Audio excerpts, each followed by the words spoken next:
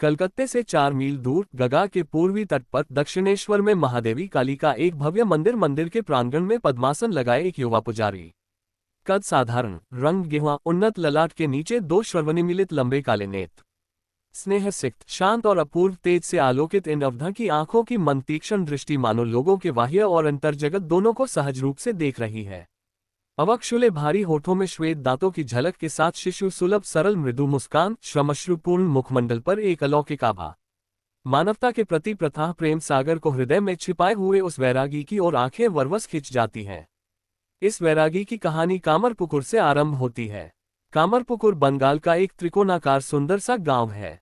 प्रकृति की रमणीय छटा वहां के खजूर के वृक्षों, सरोवरों और धान के लहलहाते खेतों में बिखरी पड़ी है।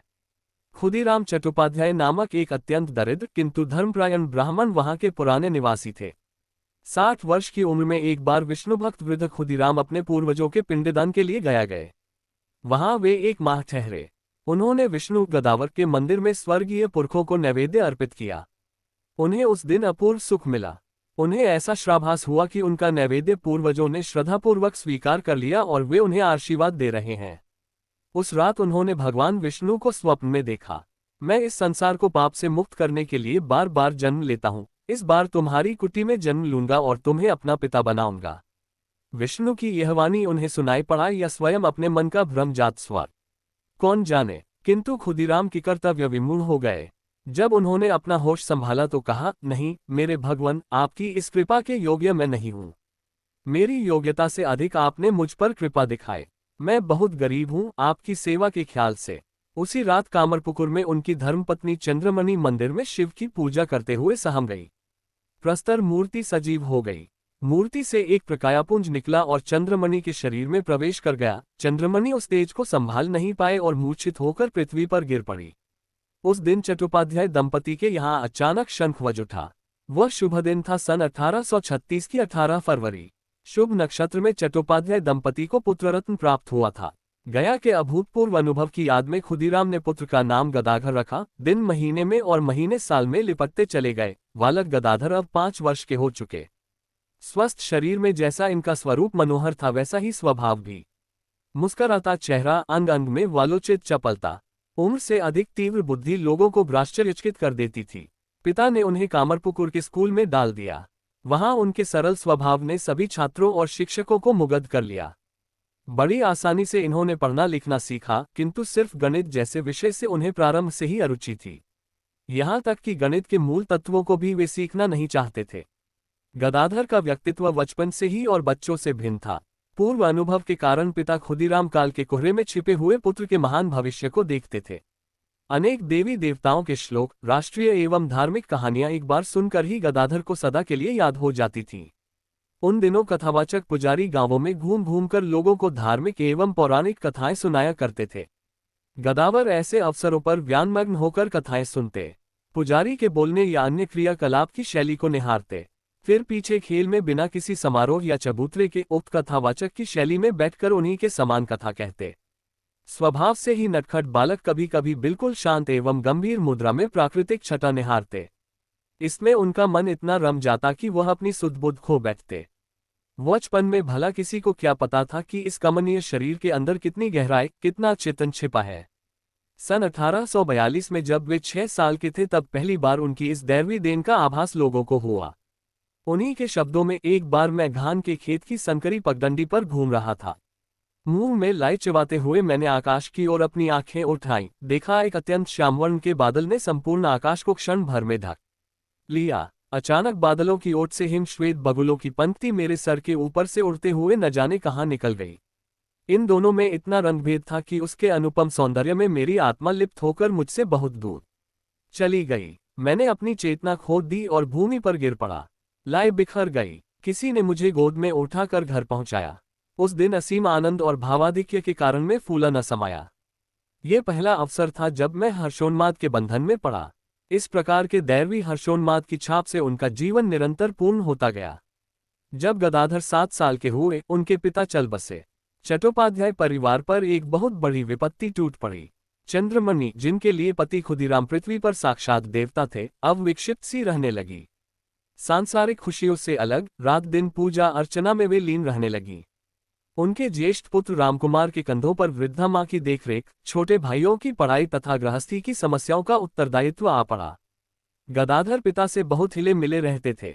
पिता की आंखें बंद होने पर गदाधर में बड़ा परिवर्तन दिखाई पड़ने लगा। इनके स्वभाव की सहज गंभीरता अब चितन में परिवर्तित होने लगी। आम के बगीचे में या शमशान में अकेले घंटों ध्यान मग्न घूमना, मिट्टी के छोटे छोटे देवी देवताओं की मूर्तियां बनाना तथा श्लोक पाठ करना इनकी मुख्य दिनचर्या थी। इसके अतिरिक्त ये अब दुखी मां को अपनी उपस्थिति से खुश रखने का प्रयत्न करते। कुछ समय बाद इनका यज्ञोपवीत संस्कार हुआ और तब से कुलदेवता रघुवीर की पूजा का काम इन्हें सौंपा गया। ये पूजा ये बहुत उत्साह और भक्ति से करते। रघुवीर की मूर्ति में उन्हें पिता का रूप दिखाई देता। बंगाल की भूमि चैतन्य, चंडीदास और विद्यापति की चरण रस से पावन है। कृष्ण प्रेम की भावुकता में इन्होंने जो मधुर और सरस गीत गाए, उसके माधुर्य ने बंगाल के वायुमंडल को चिरकाल के लिए सुवासित कर दिया। गदाधर का जीवन इसी बंगाल की भूमि पर बीता। उनके भावुक हृदय के अनुरूप वातावरण मिला, फिर वे संगीत की मधुरिमा से मदोन्मत्त क्यों न होते। गदाधर का प्रेमी हृदय एक कलाकार की भावुकता से परिप्लावित था। कला का सौंदर्य चाहे प्रकृति में हो या मानव स्वभाव में, मधुर संगीत में हो या मूक भावनाओं में, उन्हें अपनी ओर आकृष्ट किए बिना नहीं रहता।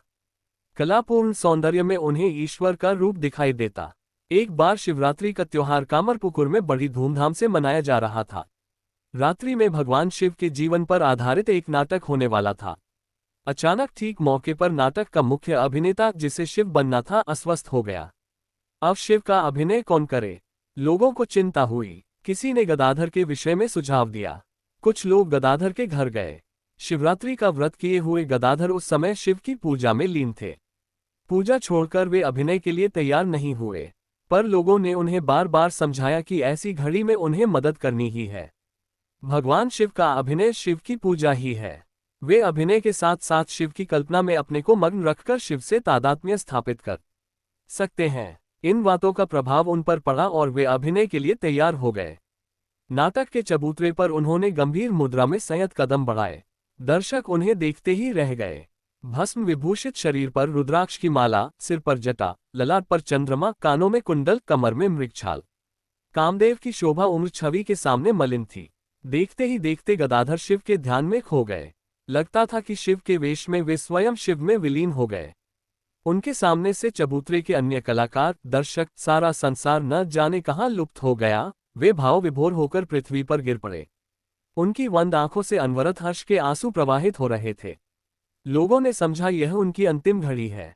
चेतनता लौटाने की कोशिश हुई, किंतु व्यर्थ। नाटक का कार्यक्रम रुक गया। गदाधर को घर पहुंचाया गया। दूसरे दिन प्रातःकाल उनकी चेतना लौटी।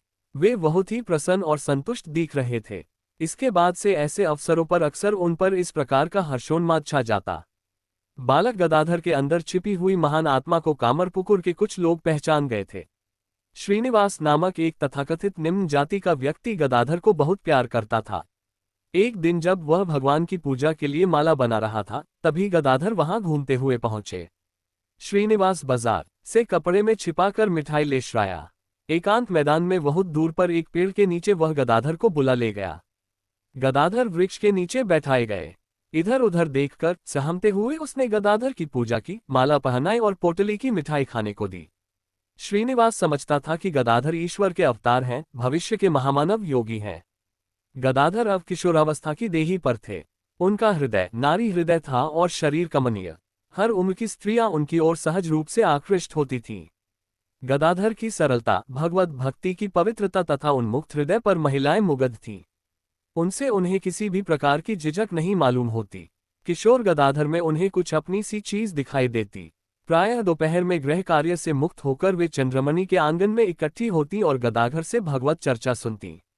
गदाधर का गांव के स्कूल की पढ़ाई में जी नहीं रमता। प्रायः वे अन्य बच्चों की टोली बनाकर गोपी कृष्ण लीला का अभिनय करते। स्वयं कृष्ण प्रेम में वे सुध राधा का अभिनय करते करते हर्षोन्माद में खो जाते। इनके बड़े भाई रामकुमार अब कलकत्ते में एक स्कूल चला रहे थे। उन्होंने गदाधर को कलकत्ते बुलाकर आधुनिक शिक्षा देने का विचार किया। एक शुभ दिन को कामरपुकुर से गदाधर की विदा की वेला आ गई। 17 वर्ष के अतीत की बहुत सी भावुक घड़ियां गदाधर के मानस पटल पर एक के बाद एक उभरने लगी।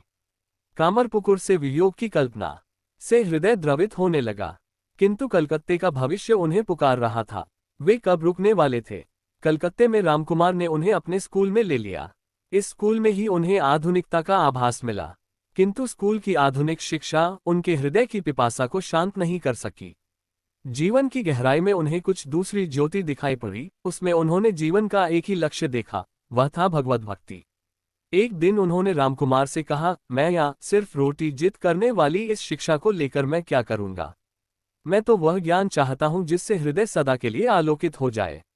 रामकुमार ने गदाधर को समझाने की बहुत कोशिश की, किंतु वे सफल नहीं हुए। इसी समय वैश्य जाति की एक संपन्न विधवा महिला रानी रासमणी ने दक्षिणेश्वर में काली मंदिर की स्थापना की।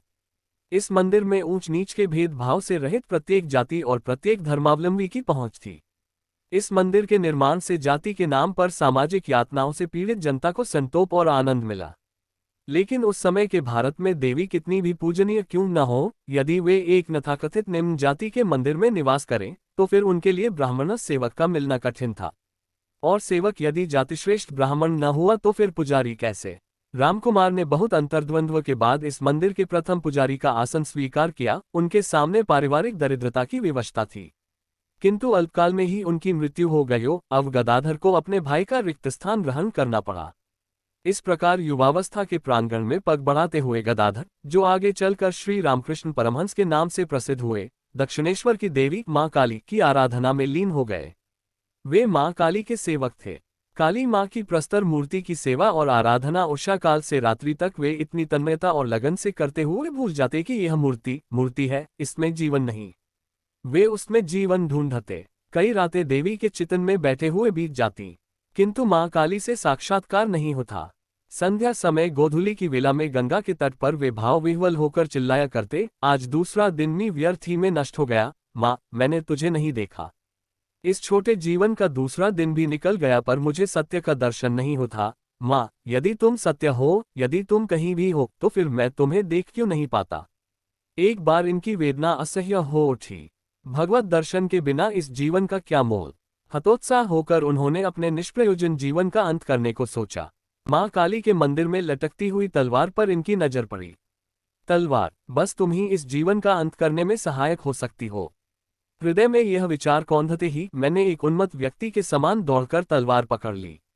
तुरंत ही एक अत्यंत प्रखर एवं उज्ज्वल प्रकाश पुंज मेरे चारों ओर फैल गया। मैं उसमें डूबने सा लगा।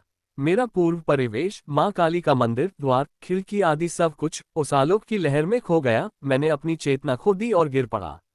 इसके बाद दिन और रात कैसे गुजरे मुझे पता नहीं। मेरे सामने देवी मां उपस्थित थी, मेरे चारों ओर खुशी का सागर उमड़ पड़ा था। बस इसी का मुझे जान था।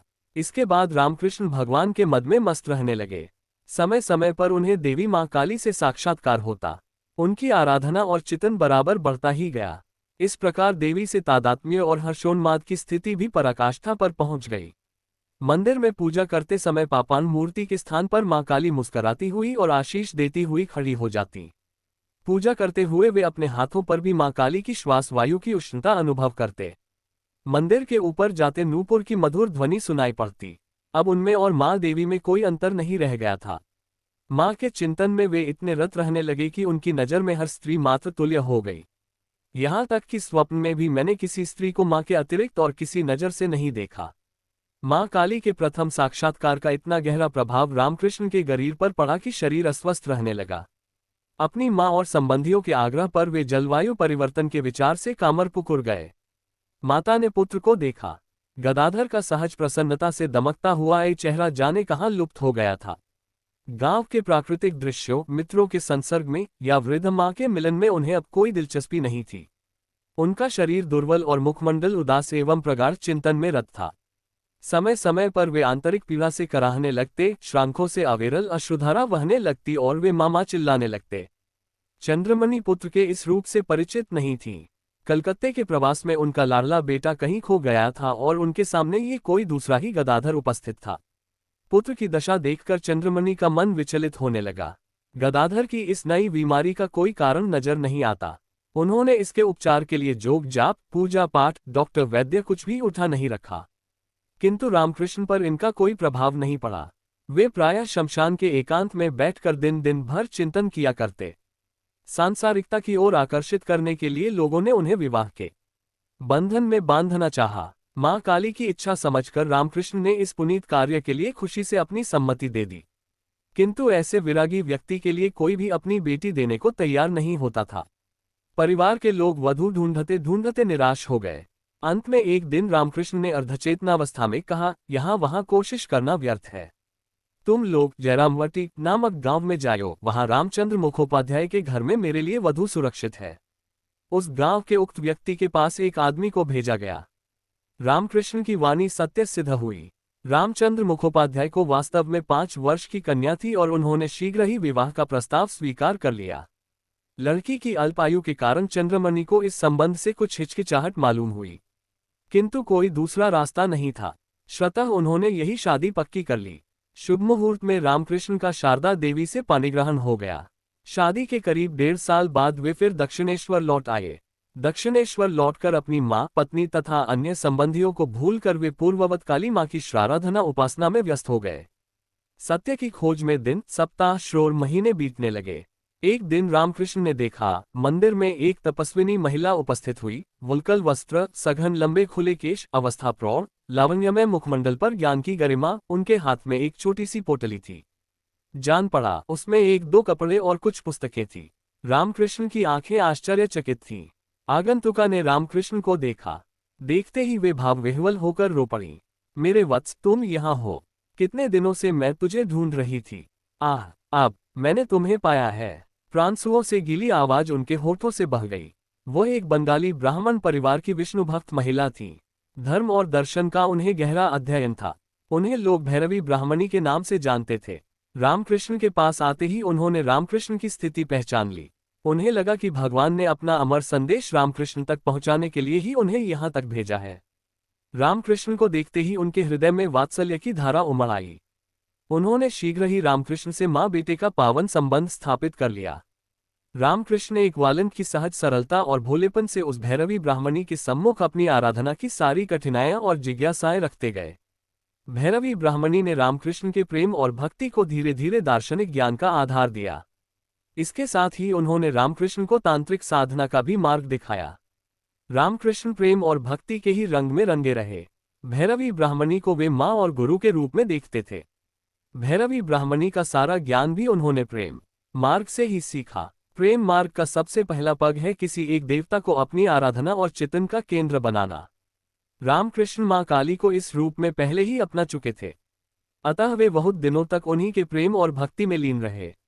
धीरे धीरे उनकी साधना ने इतना बल पकड़ा कि वे मां काली के सजीव शरीर को देख सकते थे, स्पर्श कर सकते थे और उनसे वार्तालाप कर सकते थे। पीछे इन्हें ज्ञान आया कि संसार की हर चीज में भगवान के हर रूप का निवास है, सिर्फ उन्हें देखने के लिए प्रेम की आंखें चाहिए।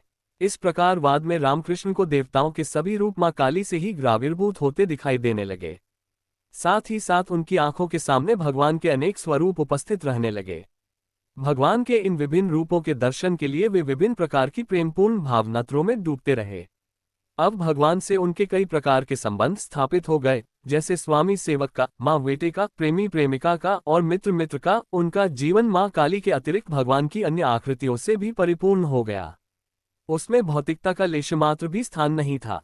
उनकी इस प्रेम और भक्तिमार्गी आराधना तथा तांत्रिक साधना की चर्चा दूर दूर तक होने लगी।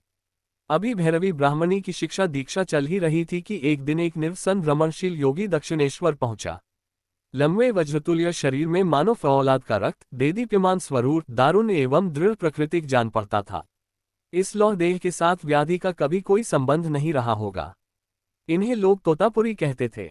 इन्होंने नागा जाति के किन्हीं योगी से दीक्षा ली थी। बहुत कम उम्र में ही भ्रमण जीवन आरंभ करने के पहले वे पंजाब में 700 भिक्षुओं के मठ के प्रवान थे। इस मठ के सभी साधक चतुर कुंभकार के समान अपने शरीर और आत्मा को योगाग्नि में जलाकर इतना कठोर बना लेते थे कि उस पर सांसारिक उष्ण शीत या सुख दुख का कोई असर नहीं पड़ता था।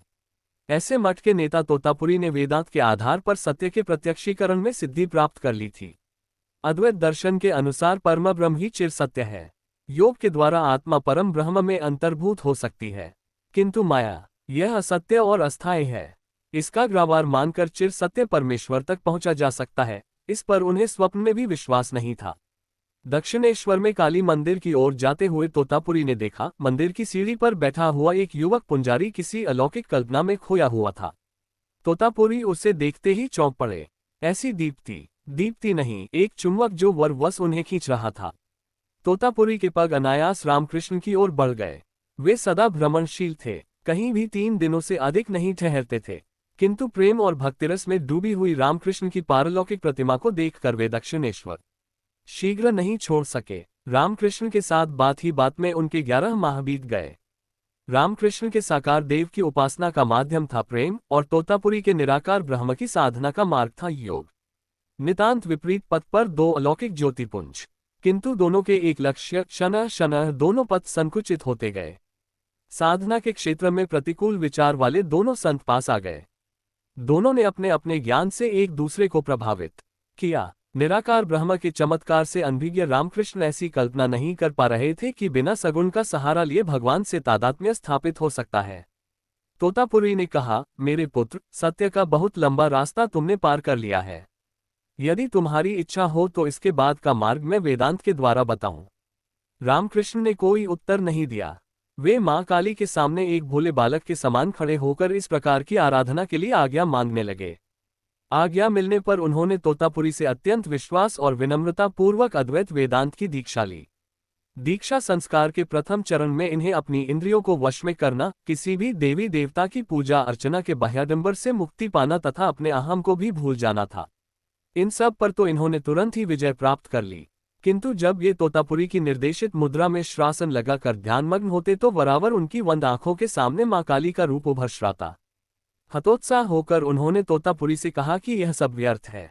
वे अपनी आत्मा को प्रतिबंधित स्थिति से ऊपर उठा ब्रह्म में आत्मसात नहीं कर सकते। ऐसा सुनते ही तोतापुरी ने रामकृष्ण की ओर आग्नेय दृष्टि से देखते हुए तीक्ष्ण वाणी में कहा, क्या ये तुमने कहा? तुम ऐसा नहीं कह सकते, तुम्हें अवश्य करना है। ऐसा कहकर उन्होंने शीशे का एक टुकड़ा रामकृष्ण की आंखों के सामने रखा और उसके एक बिंदु पर ध्यान केंद्रित करने को कहा। रामकृष्ण के शब्दों में तब मैं अपनी संपूर्ण शक्ति से ध्यान लगाने लगा। जैसे ही देवी मां की भव्य आकृति प्रस्तुत हुई, मैंने अपनी तलवार के समान अपने विवेक का प्रयोग किया। मैंने उन्हें 2 टुकड़ों में खंडित कर दिया। अंतिम व्यवधान टूट गया। मैं समाधि में खो गया। समाधि सीमा पर पहुंच गई। आत्मा परम ब्रह्म में आत्मसात हो गई। चारों योर शून्य ही शून्य, न देव न पुजारी, न उपास्य न उपासक। इस निर्विकल्प समाधि की ऐसी स्थिति है जिसकी अभिव्यक्ति के न भाव है न भाषा। इस स्थिति तक पहुंचने में तोतापुरी ने अपने जीवन के 40 कठिन वर्ष व्यतीत किए, किंतु रामकृष्ण ने एक ही दिन में इस समाधि की कठिनाइयों पर विजय प्राप्त कर परब्रह्म में अपने को आत्मसात कर लिया। इसके बाद से रामकृष्ण अनुभव करने लगे कि देवी काली ही परम सत्य परब्रह्म है। वे व्यष्टि भी हैं, समष्टि भी हैं। वे एक और अनेक से परे शून्य हैं। एक दिन देवी मां को उन्होंने कहते हुए सुना, मैं जगत माता हूं, मैं वेदांत का परब्रह्म हूं, मैं उपनिषद की ग्रात्मा हूं, यह मैं ही ब्रह्म हूं जिसने संसार में भिन्नता का निर्माण किया है। मेरे पास भक्ति के द्वारा, ज्ञान के द्वारा और कर्म के द्वारा आया जा सकता है। तुम यदि पूर्णता प्राप्त करना चाहते हो तो मेरे पास आओ। जिन लोगों ने समाधि में पूर्णता प्राप्त की है वह भी मेरी इच्छा से वेदांत के ज्ञान से परिपूर्ण एवं तीक्ष्ण बुद्धिसंपन्न तोतापुरी के मन में यह बात नहीं जम रही थी कि ईश्वर तक प्रेम मार्ग से भी पहुंचा जा सकता है। रामकृष्ण की पूजा अर्चना तथा भक्तिपूर्ण नृत्यों को वे उपहास की दृष्टि से देखते थे। भावपूर्ण स्थिति में करतल ध्वनि के साथ भगवान का नाम जपते हुए रामकृष्ण को देखकर वे व्यंग्यात्मक मुस्कान के साथ कहते, क्या तुम भीख मांग रहे हो? परंतु और उपेक्षा करने पर भी रामकृष्ण के श्लोकों के सुरीले स्वर और मधुर भाव ने तोतापुरी को मुग्ध कर लिया। तोतापुरी की आंखों में स्नेह के आंसू उमड़ पड़े। रामकृष्ण वालोचित सरलता और निश्चल उन्मुक्त हंसी के साथ बोले, देखिए देखिए, आप भी माया की अदम्य शक्ति से पराजित हो रहे हैं। तोतापुरी के पास कोई उत्तर न था। उनके हृदय में माया अपना प्रभाव जमा रही थी। उन्होंने अनुभव किया कि माया, शक्ति और ब्रह्म सब एक हैं। जीवन के हर क्षेत्र में उन्हें माया का प्रभाव दिखाई देने लगा। उन्होंने अपने शिष्य, जो अब गुरु भी थे, से विदा मांगी और पुनः भ्रमण का मार्ग अपनाया। इस प्रकार रामकृष्ण तोतापुरी के समागम से ज्ञान के क्षेत्र में भी पूर्णता प्राप्त कर गए। एक अनेक, निराकार साकार सब कुछ स्पष्ट हो गया। उन्होंने संसार की हर वस्तु में ईश्वर का एक ही रूप देखा। उन्होंने प्रत्येक रूप की सराहना की। उन्हें ये भास हुआ कि सभी धर्मों के लक्ष्य एक हैं, किंतु मार्ग अलग अलग। अब वे धर्म के भीतर प्रवेश कर उसमें से प्रत्येक के अपेक्षित मार्ग का अनुसरण कर उसके विशिष्ट देव को देखना चाहते थे। इस क्षेत्र में इस्लाम उनका पहला मार्ग था। काली मंदिर से होकर कितने ही मुसलमान फकीर रोज ही श्राया जाया करते थे। अन्य जातियों के साथ साथ मुसलमान मुसाफिरों के लिए भी रानी रासमणी ने मंदिर के निचले भाग में ठहरने की जगह बनवा छोड़ी थी। एक दिन रामकृष्ण ने जमीन पर लेटे हुए भगवान के भजन में लीन एक मुसलमान को देखा। उसका मुखमंडल तृप्ति जनित हपन से आलोकित था, मानो भगवान से साक्षात्कार का आनंद वह ले रहा हो। उसका नाम गोविंद राय था। रामकृष्ण ने उससे इस्लाम धर्म की दीक्षा ली। काली के पुजारी रामकृष्ण बहुत दिनों तक अपनी देवी मां को पुनर्तः भूल गए। उन्होंने कभी मां काली की पूजा अर्चना नहीं की और न उनके मस्तिष्क में कभी मां काली की स्मृति ही जागी। वे मंदिर के बाहर मुसलमानी लिबास पहनकर अल्लाह मियाँ का नाम जपने लगे। हिंदू शास्त्रानुसार वर्जित भोजन गोमांस को भी मुसलमानी खाने में स्वीकार करने के लिए वे तैयार थे। इसे देखकर उनके शिष्यगण तथा अन्य शुभेच्छु बहुत ही घबरा गए और ऐसा करने से उन्हें रोका, परंतु रामकृष्ण पर इसका कोई असर नहीं पड़ा। लाचार होकर उन लोगों ने गुप्त रीति से एक मुसलमान के निरीक्षण में ब्राह्मण के द्वारा रामकृष्ण का भोजन बनवाना आरंभ किया। इस प्रकार उन लोगों ने रामकृष्ण के भोजन की अशुद्धि से बचाया, किंतु रामकृष्ण ने बहुत ही सुगमता से अपने तन मन को इस्लाम के हवाले कर दिया। इस नैसर्गिक यात्रा में एक दिन उनके सामने सफेद श्रमशपूर्ण गंभीर शाकृति का एक दीप्तिमान स्वरूप उपस्थित हो गया। उन्हें जान पड़ा जैसे वे उसके समीर बढ़ते गए और पास पहुंचकर उसी में अंतर्निहित हो गए। इस नैगिक अनुभव के बाद वे हरपातिरेक से विभोर हो गए। उन्हें भगवान का साक्षात्कार हुआ था, मुसलमानों के अल्लाह का, जिसमें पर ब्रह्म के सारे गुण विद्यमान थे। इस घटना के करीब 8 साल बाद सन 1874 में रामकृष्ण ने ईसाई धर्म की साधना की। कलकत्ता के एक हिंदू सज्जन ने उन्हें दक्षिणेश्वर में ही बाइबल पढ़कर सुनाए। पहली बार रामकृष्ण ने ईसा मसीह के विषय में जाना। ईसा मसीह की जीवनगाथा के रस में इनका मन प्राण डूब गया। एक दिन वे किसी कार्यवश एक समृद्धिशाली व्यक्ति के सुसज्जित कमरे में बैठे थे। सामने की दीवार पर कुमारी मेरी और शिशु मसीह का चित्र लगा हुआ था। रामकृष्ण की तृषित दृष्टि उस पर पड़ते ही वह चित्र मानो सजीव हो उठा। रामकृष्ण को लगा जैसे ईसा मसीह की पावन आकृति उनके पास आकर उनके अंतस में समा गई। रामकृष्ण की नस नस में ईसा का तेज व्याप्त हो गया। इसका प्रभाव इस्लाम के अनुभव से भी अधिक गहरा था। इस अनुपम तेज ने रामकृष्ण की आत्मा को आच्छादित कर लिया। जीवन के अन्य बंधन टूटने लगे। हिंदू धर्म के विचार जाने कहाँ लुप्त हो गए। रामकृष्ण का हृदय भय से कंपित हो उठा। वे विकल होकर चीत्कार उठे, मां काली, तुम ये क्या कर रही हो? मेरी सहायता करो। किंतु व्यर्थ। रामकृष्ण की इस नवीन अनुभूति ने उनके जीवन के पूर्वानुभवों को छिपा लिया था। अब वहां ईसा मसीह के अतिरिक्त किसी और का स्थान नहीं था। बहुत दिनों तक काली मंदिर में जाने की उनकी इच्छा नहीं हुई। वे बराबर ईसाई धर्म और ईसा मसीह के ही विचार में मग्न रहे। एक दिन दक्षिणेश्वर के वृक्ष वाटिका में जब वे टहल रहे थे, तभी देखा वही बड़ी आंखों वाला गौर वर्ण का बहुत ही सुंदर व्यक्ति शांत मुद्रा में उनकी ओर बढ़ा आ रहा है। रामकृष्ण भी उस अजनबी की ओर आकृष्ट होने लगे। तभी उनके अंतस में यह आवाज ध्वनित हुई, ईसा मसीह को देखो, जिन्होंने संसार को पाप से मुक्त करने के लिए अपने हृदय का रक्त बहाया, जिन्होंने मानवता के प्रेम के लिए अनेक कष्ट सहे। ये वही सिद्ध योगी भगवान से नितांत एकाकार हो गया है। ये ईसा मसीह है, प्रेम के अवतार। फिर ईसा मसीह ने दक्षिणेश्वर के पुजारी को हृदय से लगा लिया और उन्हीं की काया में छिप गए। रामकृष्ण पर पहले की तरह एक हर्षोन्माद छा गया। इस बार फिर उन्होंने परब्रह्म का साक्षात्कार किया। उन्हें विश्वास हो गया कि ईसा मसीह भी ईश्वर के अवतार थे। भगवान बुद्ध और श्री कृष्ण की श्रृंखला में ईसा मसीह भी आबद्ध हो गए। रामकृष्ण ने अपने अनुयायियों से एक बार कहा, मैंने हिंदू, मुसलमान, ईसाई सभी धर्मों का अनुसरण किया। मैंने हिंदुओं के अनेक संप्रदायों के विभिन्न मार्गों से भी अंदर जाकर देखा। मैंने पाया कि वह एक ही ईश्वर है जिसकी ओर सभी अपने अपने कदम भिन्न भिन्न मार्गों पर बढ़ाए जा रहे हैं। दृष्टि पड़ती है, मैं देखता हूं कि धर्म के नाम पर हिंदू, मुसलमान जब भी मेरी ब्रह्म समाज या वैष्णव तथा और सभी झगड़े मोल ले लेते हैं, मगर वे यह नहीं समझते कि जो कृष्ण कहलाता है वही गिव भी है, वही पुरातन शक्ति है। ईसा मसीह और अल्लाह भी वही है। हजारों नामों का वही एक राम है। सरोवर के अनेक घाट हैं। एक से हिंदू कलश में पानी निकालते हैं और उसे जल कहते हैं। दूसरे से मुसलमान चमड़े के थैले में पानी निकालते हैं और उसे पानी कहते हैं। तीसरे से ईसाई और इसे वे वाटर कहते हैं। क्या हम लोग सोच सकते हैं कि वाटर या पानी जल नहीं है?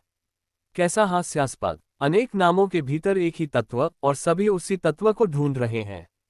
प्रत्येक मानव को अपना अपेक्षित मार्ग अनुसरण कर देना चाहिए। यदि वह व्यग्रता और सच्चाई से परमेश्वर को समझना चाहेगा, तभी उसे शांति, मिलेगी, उसे अवश्य ही परमेश्वर का साक्षात्कार होगा। इन विभिन्न धर्मों और संप्रदायों में भगवान की एक ही अलौकिक छवि, एक ही अदम्य शक्ति को निहार कर रामकृष्ण के तृषित हृदय को कुछ शांति मिली। किंतु कठिन प्रयोगों और अभ्यासों के कारण उनका शरीर गिरने लगा। आश्वस्त होने के लिए उन्हें विश्राम की आवश्यकता हुई। फिर 6-7 महीने के लिए वे अपनी जन्मभूमि कामरपुकुर चले गए। हृदय से साधु, मस्तिष्क से योगी रामकृष्ण अब कामरपुकुर में व्यवहार से निरे बालक बन गए। उनके वैरागी होने की खबर से सीधे सादे ग्रामवासियों के हृदय क्षुब्ध थे। परंतु जब रामकृष्ण में उन्होंने पुनः अपने गदाधर को देखा तो फूले नहीं समाये। रामकृष्ण की पत्नी शारदा देवी अब अपनी 15वीं वर्षगांठ की तैयारी कर रही थीं। रामकृष्ण को कामरपुकुर आया हुआ जानकर उनके मैके वालों ने उन्हें वहां भेज दिया। शारदा देवी का सरल स्वच्छ हृदय अपनी अवस्था से अधिक परिपक्व था। पति को देखते ही उनके महान उद्देश्य को समझते देर नहीं लगी। इस अद्भुत उद्देश्य की प्राप्ति के लिए उन्हें आधार स्तंभ बनना है, इसके लिए भी वे दृढ़निश्चयी थीं। दाम्पत्य प्रेम की वासनाओं से परे पति प्यार का अनुपम रूप उनके प्राणों को शीतल करने लगा। किंतु विवाहित होने के नाते रामकृष्ण यह अच्छी तरह समझते थे कि उनकी पत्नी का उन पर पूर्ण अधिकार है। वह जैसा चाहे वैसा उन्हें बना सकती है। उनके मन में एक झिझक थी, वे झिझक से शीघ्र मुक्ति पाना चाहते थे। इसलिए पत्नी के सम्मुख उन्होंने अपने हृदय को एक दिन स्पष्ट रूप से खोलकर रख दिया। उनकी वाणी में कातरता थी। काली मां ने मुझे बताया है कि वे प्रत्येक स्त्री में विद्यमान है, इसलिए मैं प्रत्येक स्त्री को माता के रूप में देखता हूँ। तुम्हारे प्रति भी मेरे यही विचार हैं, किंतु तुम्हारे साथ मेरा पाणिग्रहण हुआ है, अतः यदि तुम मुझे संसार में खींचना चाहो तो मैं प्रस्तुत हूँ। शारदा देवी को इन बातों से आश्चर्य नहीं हुआ। पति ने जिस आशा से अपना हृदय उनके सामने खोला था, ये सब वे पहले ही समझ चुकी थीं। पति के इस विश्वासपूर्ण व्यवहार ने पत्नी के हृदय को जीत लिया। वे पति की चिर संगिनी हैं। उन्हें अपने हर त्याग और तपस्या की ज्योति से पति के अभिलषित मार्ग को प्रकाशपूर्ण बनाना है। इन्हीं भावनादियों में खोई हुई किशोरी पत्नी ने बड़े ही मधुर किंतु आत्मविश्वासपूर्ण स्वर में उत्तर दिया, नहीं, मैं तुम्हें संसार में क्यों खींचने चली। मैं तो तुम्हारे चरणों के समीप रहकर तुम्हारी सेवा करना चाहती हूँ, तुमसे सीखना चाहती हूँ। शारदा देवी के इस उत्तर से रामकृष्ण को अत्यंत हर्ष और संतोष हुआ। रामकृष्ण की दृष्टि में पति पत्नी के प्रेम की नींव शारीरिक संबंध पर आधारित नहीं थी। वैवाहिक प्रेम की सार्थकता तो दो आत्माओं के मिलन से थी। इस प्रेम में न मिलन की उत्तेजना थी, न विरह का उच्छ्वास, यहाँ तो पूर्ण प्रशांत आनंद था। ऐसा आनंद तो बस भगवत दर्शन से ही संभव था। अब रामकृष्ण और शारदा देवी दोनों ही प्रेम के इस शाश्वत रूप को समझ गए थे। जब तक रामकृष्ण इस वार कामरपुकुर रहे, तब तक बड़ी लगन शारदा देवी को गृह प्रबंध, पढ़ाई लिखाई तथा धार्मिक ज्ञान की शिक्षा देते रहे। सन 1867 के अंत में वे दक्षिणेश्वर लौट आए।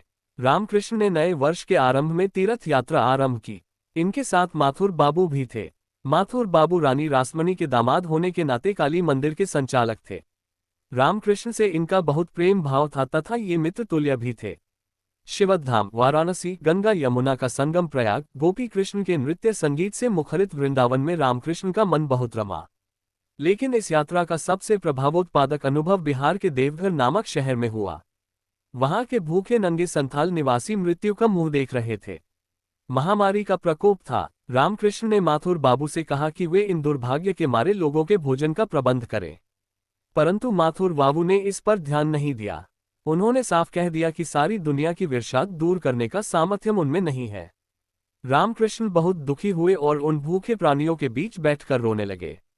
उन्होंने करुण स्वर में कहा कि अब वे इस स्थान को नहीं छोड़ेंगे। इन क्षुधा पीड़ित भाइयों के भाग्य के साथ उनके भाग्य का भी निर्णय भगवान करेंगे। अंत में माथुर बाबू को झुकना पड़ा। रामकृष्ण पहले से ही यह मानते थे कि संसार की हर चीज में भगवान का निवास है। अब उन्हें इस पर विश्वास हो गया कि दीन दुखियों की सेवा भगवान की सबसे बड़ी पूजा है। उधर शारदा देवी अपने पीहर में अभावों के दिन काट रही थीं। अतः कष्ट और असुविधाएं उनकी संगिनी थीं। फिर भी अत्यंत विनीत और चिंतनशील हृदय में संपूर्ण जीव मात्र के लिए निस्वार्थ सेवा की भावना लिए वे दया की मूर्ति बन गई थीं। मां काली के प्रेम में उन्मत्त रामकृष्ण की कठिन तपस्या की बात जयरामवटी में अत्यंत विकृत रूप में फैली हुई थी। शारदा देवी के अनेक संबंधी या गांव के लोग अक्सर रामकृष्ण की वैरागी प्रकृति एवं उनके पागलपन पूर्ण व्यवहार की चर्चा करते। शारदा देवी के कानों में भी यह बात पहुंच गई थी, किंतु उन्हें पति पर अटूट भरोसा था।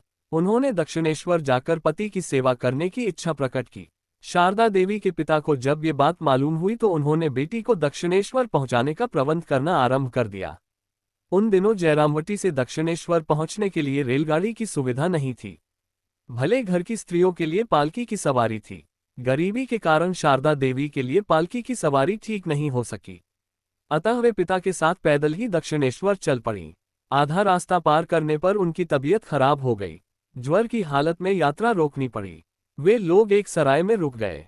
रात्रि में ज्वर की अचेतन अवस्था में शारदा देवी ने एक स्वप्न देखा। श्याम वर्ण की एक युवती उनके पास आकर बैठ गई। उसने उनके शरीर को अपने कोमल एवं शीतल हाथों से स्पर्श किया और उसकी सारी ज्वाला समेट ली। शारदा ने पूछा, तुम कहाँ से आई हो? उत्तर मिला, दक्षिणेश्वर से। दक्षिणेश्वर से? शारदा देवी ने आश्चर्य से कहा, मैं भी उनसे मिलने, उनकी सेवा करने दक्षिणेश्वर जाना चाहती हूँ, मगर इस ज्वर ने सब कुछ बर्बाद कर दिया। इस पर उस युवती ने कहा, तुम स्वस्थ होकर दक्षिणेश्वर जाओगी और उनसे मिलोगी। मैंने तुम्हारे लिए उन्हें वहां रख छोड़ा है। प्रातःकाल होने पर शारदा देवी ने पाया कि उनका ज्वर उतर चुका था। पिता ने इस बार पालकी की सवारी ठीक कर दी और वे इस प्रकार पति के द्वार पर दक्षिणेश्वर पहुंची। फागुन मास की रात्रि का प्रथम प्रहर। अगरू धूम से सुवासित वसंती हवा, शांत और स्वच्छ वातावरण। पालकी मंदिर के पास रख दी गई। आहट पाकर मंदिर के बाहरी कक्ष से एक भिक्षु पालकी के पास आता है और शारदा देवी के पिता से 2-4 शब्द विनिमय के बाद फिर कक्ष के अंदर चला जाता है। शारदा देवी की आंखों में पति दर्शन की आकुल उत्कंठा है, किंतु हृदय में आशंका की एक हल्की कालिमा छाई हुई है। पता नहीं विरागी पति उन्हें अपनी सेवा के लिए स्वीकार करे या नहीं। तभी वे देखती हैं, मंदिर के सहन से जीने के द्वारा उतरती हुई 2 मानवाकृतियां। एक के हाथ में दीपक है। दीपक के आलोक में वे दूसरे व्यक्ति को पहचान लेती हैं। ये उनके पति हैं। हाँ, वही सरल शांत मुद्रा, कटी ने वधी हुई घुटने तक ऊंची धोती, जिसका आधा भाग ऊपर की ओर जाकर कंधे से लटकता हुमरा उनके वक्षस्थल को ढक रहा है। पति डोली के पास आते हैं। श्वशुर का अभिवादन कर पत्नी की ओर देखते हैं, किंतु ये क्या, उनकी शारदा पहचान में नहीं आ रही, जैसे तुषारपात से कुंभलाया हुआ गुलाब का नूतन फूल। ज्वर की भीषणता ने शारदा देवी को कृशगात बना दिया था। मुखमंडल रक्त विहीन, आंखों में पीड़ा और प्रसन्नता की धूप छाह, थकान भरे शरीर पर धूल धूसरित परिधान। रामकृष्ण की आंखों में करुणा उमड़ आई। उन्होंने दुखी होकर कहा, राह, तुमने आने में बहुत देर कर दी। रामकृष्ण ने पत्नी को सहारा देकर पालकी से उतारा और अपने कमरे में रखा और उनकी परिचर्या स्वयं करते रहे। इस प्रकार कुछ ही दिनों में उनकी शारदा पूर्ण स्वस्थ हो गई। इसके बाद रामकृष्ण ने उन्हें अपनी मां के कमरे में रहने का स्थान नियत कर दिया। शारदा देवी के पिता दक्षिणेश्वर 3-4 दिन रुके रहे। जब उन्हें इसका पूर्ण विश्वास हो गया कि रामकृष्ण की निष्ठा पूर्ववत है और उनकी पुत्री शारदा पति के साथ सुखी और प्रसन्न है, तो वे जयरामवटी लौट आए। रामकृष्ण ने अब पत्नी को धार्मिक शिक्षा देनी शुरू कर दी। एक बार रामकृष्ण के हृदय में एक विचित्र प्रकार की इच्छा जागृत हुई, पोड़की की पूजा की इच्छा। सन 1872 में मई का महीना और पूनम की रात, काली पूजा की एक बहुत ही शुभ घड़ी। रामकृष्ण अपने कक्ष में सुंदर वेदी की रचना कर रहे हैं। उनके हाव भाव, क्रियाकलाप मानो सब कुछ भक्ति भाव लिप्त है। एक शिष्य उनकी सहायता कर रहा है। पूजा का प्राथमिक प्रबंध पूर्ण हुआ। उन्होंने शिव्य को आज्ञा दी कि वह शारदा देवी को बुला लाए। शारदा देवी रामकृष्ण के पास आईं। शारदा देवी को वे स्वचित वेदी पर बैठने का संकेत करते हैं। शारदा देवी विस्मित थी। उन्होंने प्रश्न भरी दृष्टि से पति की ओर देखा, किंतु पति मानो शरीर से ही इस लोक में थे, मस्तिष्क कहीं दूर देवलोक में विचरण कर रहा था। उनकी अधखुली आंखों से भक्ति रस छलका पड़ता था। वे मानो पत्नी को नहीं, साक्षात काली मां को देख रहे थे। शारदा देवी पति के मनोभाव समझ गईं और श्रद्धापूर्ण आग्रह के कारण वेदी पर बैठ गईं। ग्रासन पर बैठते ही मारदा देवी पर भी भक्ति के जादू का रंग फिरने लगा। पहले तो वह पूजा की विधियों को शांत मुद्रा से देखती रहीं, फिर वे भी समाधिस्थ हो गईं। रामकृष्ण पूजा अर्चना में लगे रहे। उनकी आंखों के समक्ष यह उनकी पत्नी शारदा नहीं थी, ये तो साक्षात मां काली थी। एक पुजारी की सहायता से उन्होंने मां शारदा का नक्शिक श्रृंगार किया और फिर अनेक मंत्रोच्चारण के बाद काली मां के ध्यान में मग्न होकर मौतिक चेतना से परे हो गए। इस समय आराध्य और बारावक दोनों ही इस संसार से बहुत ऊपर उठकर चरम सत्य का, भगवान के अनादि और अनंत रूप का दर्शन कर रहे थे। दूसरे दिन बड़ी कठिनाई के बाद रामकृष्ण की चेतना लौटी। एक दिन शारदा देवी ने रामकृष्ण की चरण सेवा करते हुए सहज ढंग से पूछा, अच्छा ये तो बताइए कि आप मुझे किस दृष्टि से देखते हैं?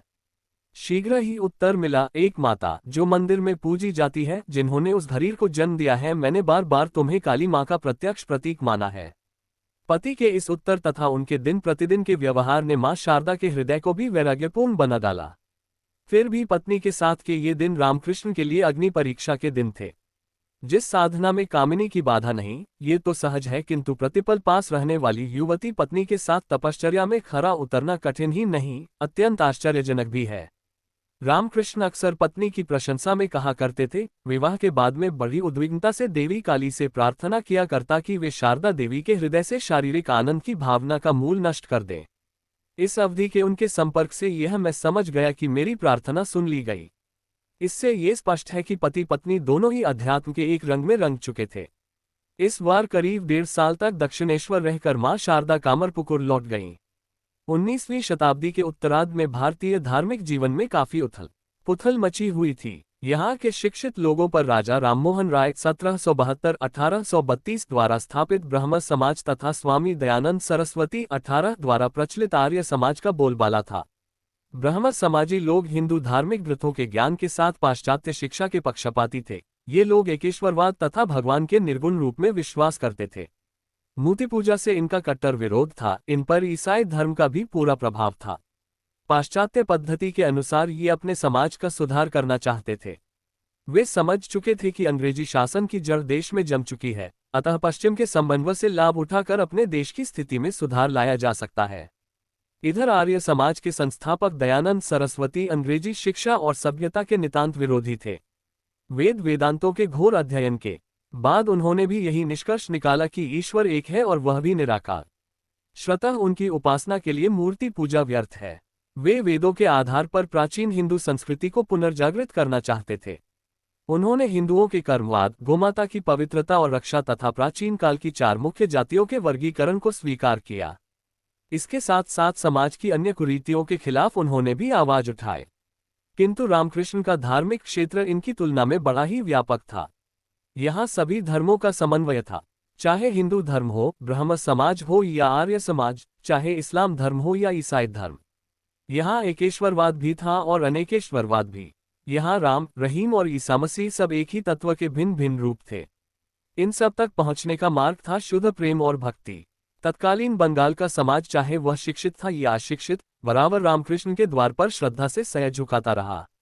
साधारण नागरिक, योगी मुनि या साधु संत के अतिरिक्त अंग्रेजी विचारधारा से प्रभावित विद्वान, वेद वेदांतों का मंथन कर डालने वाले दार्शनिक, ख्यातिप्राप्त समाज सुधारक और साहित्यकार तथा रूढ़िवाद के विरुद्ध नारे लगाने वाले जागरूक विद्यार्थी भी रामकृष्ण के पास विचार विनिमय के लिए आया करते थे। ब्रह्म समाज के प्रमुख नेता केशवचंद्र सेन, सुविख्यात उपन्यासकार बंकिम चंद्र चटर्जी, लोकप्रिय नाटककार गिरीश चंद्र घोष सभी उनकी महानता के सामने नतमस्तक हुए। रामकृष्ण गांव के मंदिर का एक साधारण पुजारी, जो अंग्रेजी विचारधारा से बिल्कुल ही अछूता रहा, उसकी ओर युग की विद्वत मंडली कैसे किस आकर्षण की डोर में बंधी खींची चली आई। हमारे सामने यह एक महत्वपूर्ण प्रश्न है। तत्कालीन उच्च शिक्षा प्राप्त लोगों ने सांस्कृतिक दृष्टि से रामकृष्ण में राष्ट्रीय जागरण का प्रतीक देखा। योग की साधना के साथ भक्ति की श्राराधना, सर्वधर्म समन्वय के साथ नर नारायण की पूजा। एक ब्राह्मण परिवार में जन्म लेकर तथा रूढ़िवाद के पालने में भूलते हुए उन्होंने होश संभाला, फिर भी छुआछूत जैसे दृढ़ रिवाज के वे बराबर विरोधी रहे। दूसरी बात यह है कि विद्वत समाज ने रामकृष्ण की रहस्यात्मक प्रतिभा को अंग्रेजी सभ्यता की श्रेष्ठता के विरुद्ध एक विद्रोह की प्रतिमा के रूप में देखा। उन लोगों ने यह अच्छी तरह समझा कि स्वयं वे अनजाने एक ऐसी दिशा की ओर मुड़ गए थे जो कि उनके लिए, उनके भारत देश के लिए कभी भी हितकर नहीं होगी। पाश्चात्य सभ्यता में अपने को डुबोकर वे अपना रूप, अपना अस्तित्व और अपनी भारतीयता को खो रहे थे। केशव चंद्र सेन या गिरीश चंद्र घोष जैसे विद्वानों के संपर्क ने रामकृष्ण को तत्कालीन शिक्षित समाज की विचारधारा से अवगत कराया। विचार गोष्ठी में ये लोग उन्हें युग की नई नई बातें बताते। रामकृष्ण को अपनी अज्ञानता पर तनिक भी लज्जा नहीं आती। वे बड़ी प्रसन्नता से नए विचारों का स्वागत करते। इस प्रकार उनके कुछ विचार श्रवणीय रूप में संवर गए थे। उनकी प्रकृति की विनम्रता, हृदय की विशालता तथा गुणग्राहिता की कला ने शिक्षित समाज के हृदय को उद्वेलित करने वाली समस्याओं को समझा और उनके प्रति संवेदना प्रकट की। उनके व्यक्तित्व के इस दीप्तिमान रूप ने सभी विरोधी पक्षों को निरस्त बना दिया तथा उपयुक्त परामर्श देकर उनका पथ प्रदर्शित किया। रामकृष्ण ने शिक्षित वर्ग के हृदय और मस्तिष्क को जीत लिया, क्योंकि उनकी ग्रास्थाइयों की नींव बहुत कमजोर थी। जिस समाज में उनका जन्म हुआ है और जिसमें वे फूले फले तथा शिक्षा के द्वारा जिन विचारों को उन्होंने अपनाया, दोनों में महान अंतर था। उनकी समस्याओं को हल करने के लिए वे एक ऐसी शक्ति चाहते थे जो नूतन और पुरातन उभय पक्षों के विशिष्ट विचारों का प्रतिरूप हो। ये सब उन्होंने रामकृष्ण में पाया। रामकृष्ण के उपदेशों का मुख्य आधार ये था कि हिंदू लोग परंपरागत रीति से ईश्वर की पूजा अर्चना कर उसका साक्षात्कार कर सकते हैं। ईसाई धर्मावलंबी इसे थोथा अंधविश्वास समझते थे। उस युग में पनपते हुए राष्ट्रीय जागरण के लिए रामकृष्ण का ये पूर्णरूपेण भारतीय विचार एक मजबूत अस्त्र बना। लोगों ने समझा कि वे पश्चिम के लोगों के सामने सर ऊंचा रखकर खड़े हो सकते थे और कह सकते थे कि धार्मिक क्षेत्र में उन्हें पश्चिम की आवश्यकता नहीं है। इस प्रकार धीरे धीरे रामकृष्ण शिक्षित प्रशिक्षित सभी प्रकार के लोगों के हृदय में समा गए। उनकी शिष्य मंडली में कलकत्ता विश्वविद्यालय का एक छात्र भी था। उसका नाम था नरेंद्रनाथ। पहली बार जब वह अपने मित्रों के साथ रामकृष्ण के दर्शनार्थ दक्षिणेश्वर आया, तभी रामकृष्ण की पैनी दृष्टि ने पहचान लिया कि यह व्यक्ति औरों से नितांत भिन्न है। इतने दिनों से इसी व्यक्ति की उन्हें तलाश थी, यही उनके स्वदेश को संसार के कोने कोने में फैलाएगा, और वास्तव में यही हुआ भी। रामकृष्ण जैसे योगी को इतने सशक्त रूप से आकर्षित करने वाला यह विद्यार्थी नरेंद्रनाथ भविष्य में स्वामी विवेकानंद के नाम से जगत विख्यात हुआ। रामकृष्ण के जीवन में नरेंद्रनाथ के प्रवेश से भारत का एक नया इतिहास आरंभ होता है।